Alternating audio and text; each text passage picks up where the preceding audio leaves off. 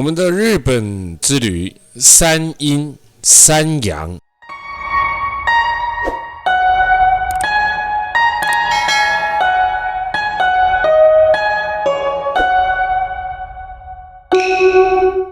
这一趟我们抵达了这个刚刚先看到了这个关门大桥，日本本州岛跟九州岛之间的海峡，海峡南岸为福冈，北九州市，北岸为山口县的下关市，旧名叫做马关海峡啊。哇哦，那我们当然呢，我们就上来的这一个关门大桥上面啊，马关是不是这个名称很熟悉呢？没有错哈，马关也就是签下清朝李鸿章签订马关条约的地方哦。那我们这一趟三阴三阳，光听这两个名称这两个字的名称，我告诉你，你就会很疑惑，这是哪里？这是对你就会有点觉得困惑。其实它在以前来讲是一个离日本的地方。秋崎台国定公园，日本最大的喀斯特地形的高原，与秋芳洞一同被指定为天然纪念物。秋崎台这个地方是喀斯特地形约在3亿年前珊瑚礁因板块移动被挤压到了地面上之后呢，在地壳运动当中逐渐形成的山体，经过雨水不断的侵袭，形成了各种形态的石灰岩在碧绿的高原上面，就这样跑出了非常多的石灰岩柱、石灰岩坑、石灰岩坑集中的石灰盆。在圆形的秋崎台喀斯特瞭望台上面可以看得到秋崎台的全景。那秋崎台地下约100米的地方就是秋芳洞啦，这是东北第一大的钟乳洞。这个巨大的钟乳石洞是石灰岩被地下水慢慢的融化了之后，经过30万当岁月逐步形成了。目前一定确定砖长都挖长都10几公里长哇，这真的算很长秋芳洞形成3亿年前了，东洋的第一大的钟乳洞。你觉得它像哪里？你觉得它跟桂林哪一个漂亮？你觉得它跟欧洲哪一个漂亮？你觉得中国大陆哪一个钟乳石洞比它漂亮？还是它其实跟中国大陆比都比不上？这个就是我想提的。全世界都有钟乳石洞，全世界都有高山，全世界都有中国菜。重点来了，重点是每一个地方有它不同的文化特色，您说是不是呢？所以呢，有没有一定漂亮的 ？No。有没有一定不好看的 ？No。但是呢，我觉得每一个人有自己喜欢或欣赏，就像我喜欢原色的，我不喜欢太过人工的钟乳石洞。反正我觉得这种素的钟乳石洞呢，是我真正最喜欢的所以每个人喜欢的不一样，很难去比拟说哪里是最好的啦所以我希望大家用不同的眼光去看待每一个钟乳石洞，每一个国家的地形带给你的感受。在这里面，我们可以看到东洋第一大钟乳洞，这个巨大的钟乳洞的石灰岩被地下水慢慢的融化之后，经过了30万年的岁月逐步形成的，全长达到10公里，其中有1公里已经开发成观光景点，对外开放，在里面可以欣赏到擎天井洞内跟所有的这个钟乳石洞一样它永远保持终年的常温在17度，这就是美丽的山口县秋崎台秋芳洞相信这个秋崎台秋芳洞是非常有名气的，也是非常多的人应该都有听过的。如果说钟乳石洞，大家就会恍然大悟，在日本第一名、第一个、第一大，当然所指的就是山口县的秋芳洞，而钟乳石只是喀斯特地形当中其中一种。石拿石桥、石灰岩、所有受到水侵蚀变成钟乳石的这个景色，拢是叫做喀斯特地形。当然，石林的风景最奇妙的，也就是钟乳石洞喽。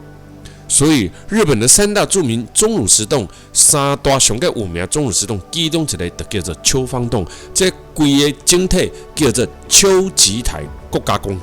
日本最大的喀斯特地形区域。在这个山顶裸露的台地，石灰岩地形得名，在3亿5千万年前，这一片广达130万平方公里的地区，原先是坐落在海底的珊瑚礁，因为火山形成的地质抬升而露出来，经过经年累月的溶蚀的作用，形成今时今日现今壮丽的景色。99%所有的钟乳石的地形大致上都是这个样子哈。然后你现在看到的这个是从雨水从顶部渗漏的石灰岩形成的，今天我们所看到的钟乳石洞，原名叫做什么穴的我忘记了哈，那龙穴了哈。1926年，当时还是皇太子的昭和天皇来到这边探险之后，命名为秋芳洞。自此，秋芳洞洞号名满天下，内底专长10公里，目前看到1.2公里左右的步道供开放参观，这会使就看到真侪真水的景色啊！但日本要看到钟乳石洞，无啥简单哦。九吉台，这站其实呢，经过日本的大力推展积极转型成合家观赏的区块。为什么因为说实话，这些钟乳石洞这些大山大水的景色，很多人都会想到哇，那怎么跟中国大陆比啊？很多人讲到这个大山大水的景色，都会直接想，美必级的，小巫见大巫。但是我总觉得，我常讲日本有一种极尽之美。你问我日本要怎么玩，我一定要告诉你，要玩日本一定要季节对了我觉得季节对了，对日本玩起来就很快乐。你在什么时间点要去玩什么样子的日本，你自己要很清楚是亲子旅游，是避暑，是北海道赏花，是赏樱花，是赏枫叶。你只要很清楚，我告诉你，你来日本旅游，你就会游览得非常的愉悦，非常的快乐所以我觉得日本一定要配合上季节性的旅游。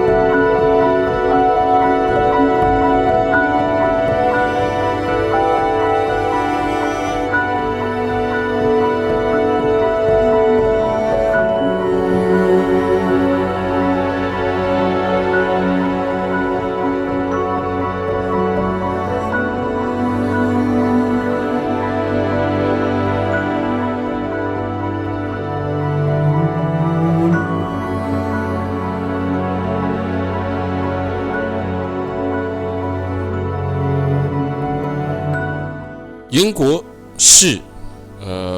位于山口县东端濑户内海的安艺滩西岸岩国城。最初是14世纪的武将吉川氏所建的，建完7年之后，遭到当时的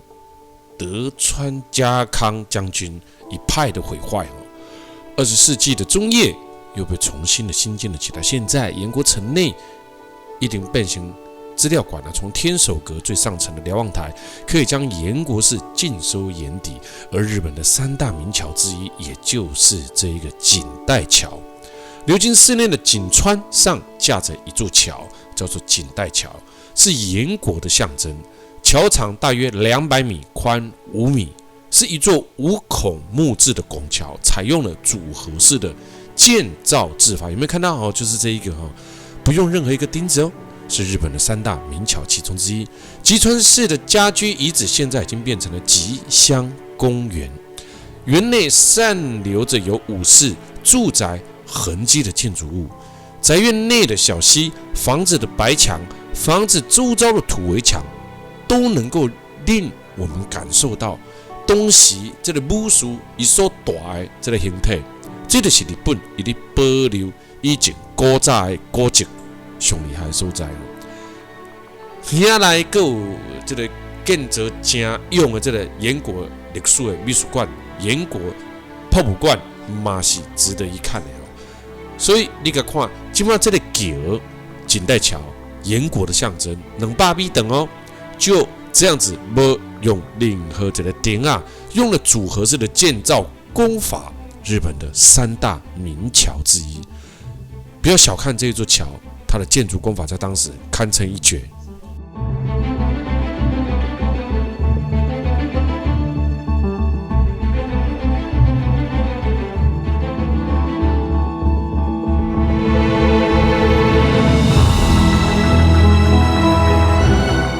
当然啦，在此时此刻的井代桥，也代表着什么？也代表着世界遗迹啊，自然遗产遗迹啊。所以你看，从这个角度拍下去，哇，这角度拍得棒，这个角度真的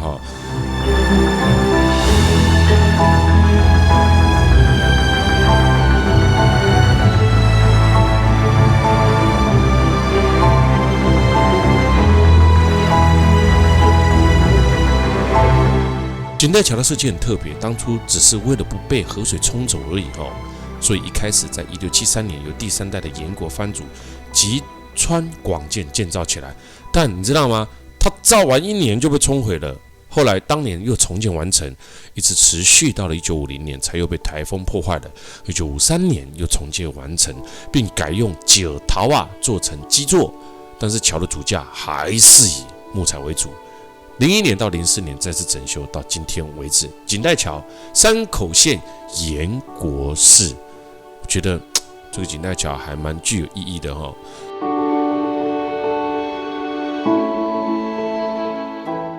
那现在我们进来洗温泉了汤田温泉，在日本最让人兴奋的，其实我也觉得就是每晚下榻饭店之后的温泉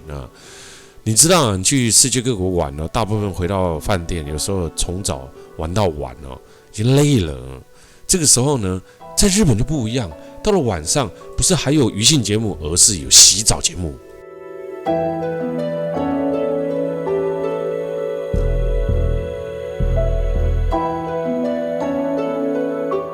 我就说最棒的地方，也就是在于说，我们到了这边晚上换了一个浴袍，然后呢到了这个餐厅吃完饭休息一下，然后也许你可以去温泉街走一走，走完之后你回来马上去泡汤，一泡完浑身舒畅，跟你一般去旅游回到饭店可能7点8点哇，辛苦死倒了来困，没啥小讲了。日本就是多了这一个泡汤的好处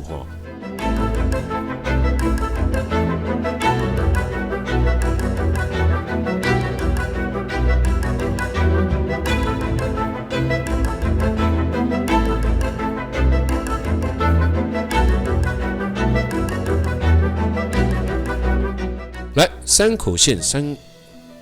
口市的汤田温泉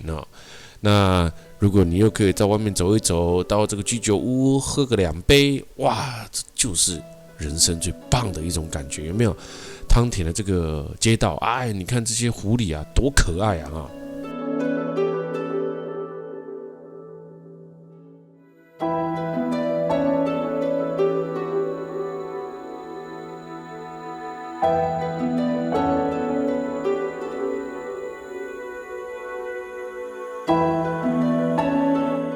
这几年的日本啊，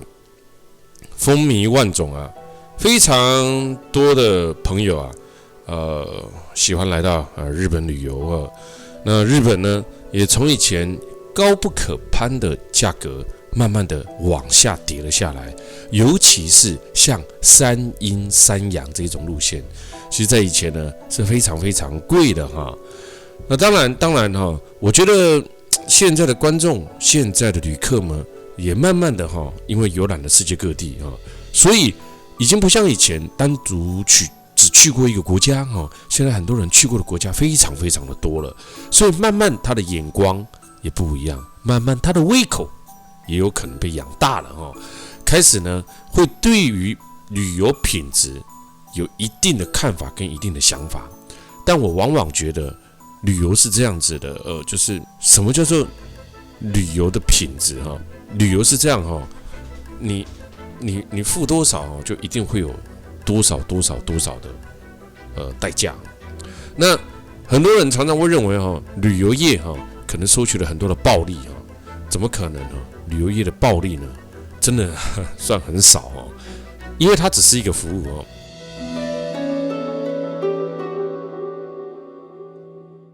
广岛县位于本州西部，中国地区的中部哦。这个中国地区呢，讲的是日本的中国地区啊。这个岛屿，这个地方，我相信有一个非常有名的地方，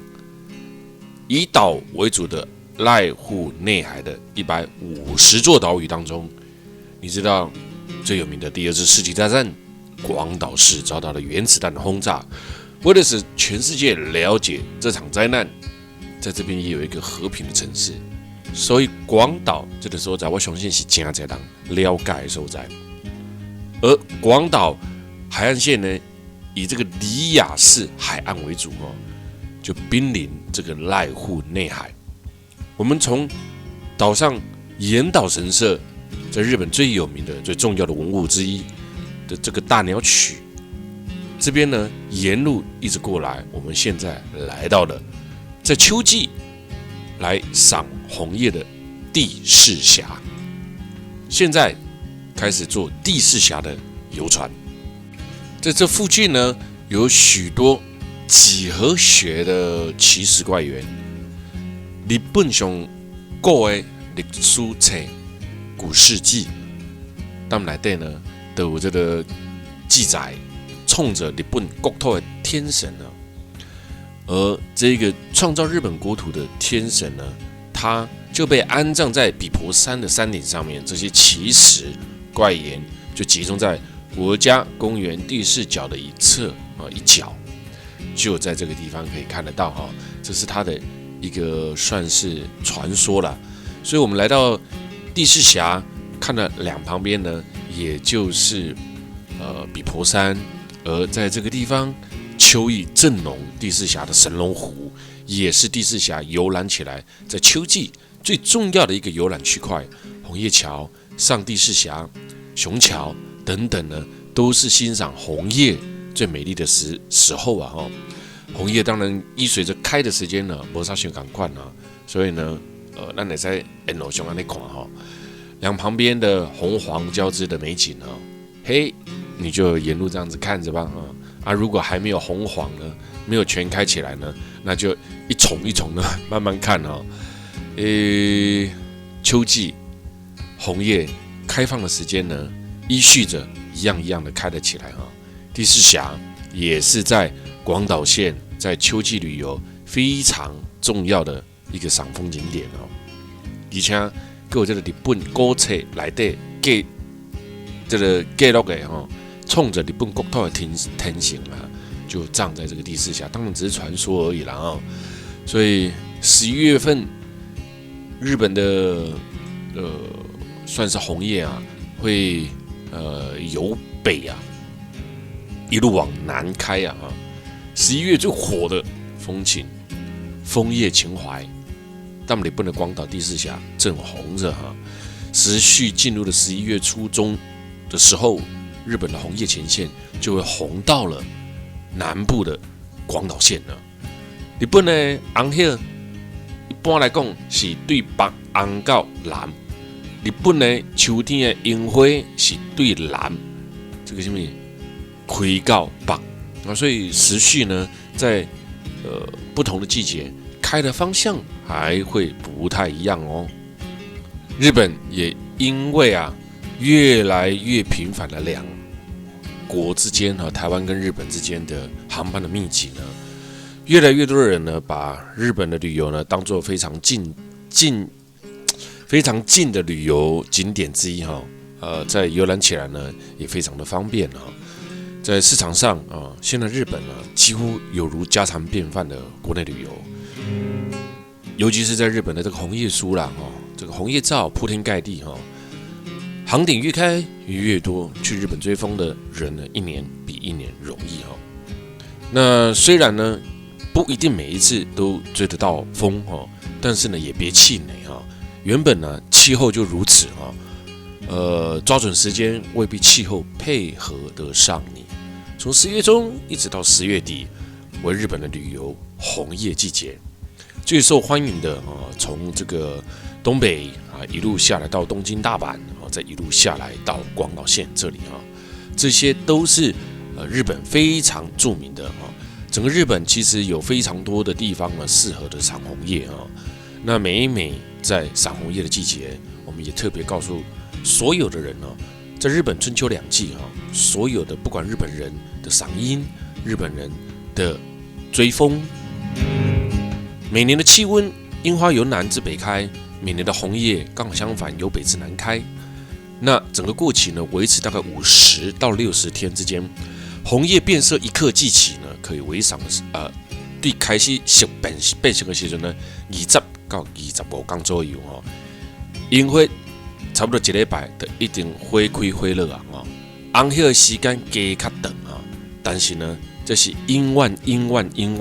拢无可能会改变的一个代志，就是呢，今麦的温室效应，今麦的天气呢，一定互你抓无这个世界上的气候变化是目前每个国家每个公民们都非常了解的议题。